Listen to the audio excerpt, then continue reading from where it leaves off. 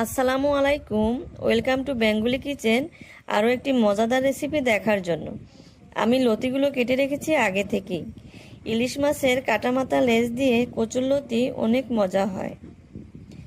এখন মাছগুলোকে আমি কিছুক্ষণ কষিয়ে নিব। এমনভাবে কষাতে হবে যেন মাছগুলো কোনোভাবেই ভেঙে না যায়, কারণ ইলিশ মাছ অনেক নরম, এগুলো সহজেই ভেঙে যায় এবং খুব ধীরে সুস্থে নাড়াচাড়া করতে হবে।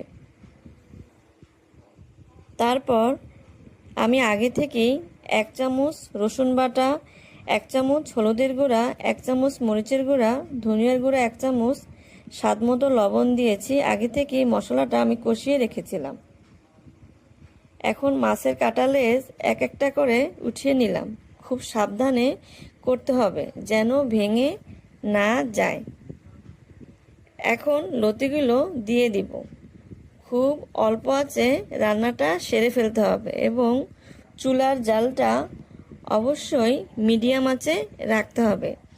যারা নতুন রাঁধুনি তাদেরকে বলছি, অবশ্যই অল্প আঁচে রান্নাটা শেষ করতে হবে, তা না হলে লতিগুলো ভর্তা ভর্তা হয়ে যাবে এবং মাছগুলো অনেক নরম হয়ে যাবে। খুব অল্প আঁচে ধীরে ধীরে রান্নাটা করলে অনেক সুস্বাদু হবে এবং খেতেও অনেক মজা হবে।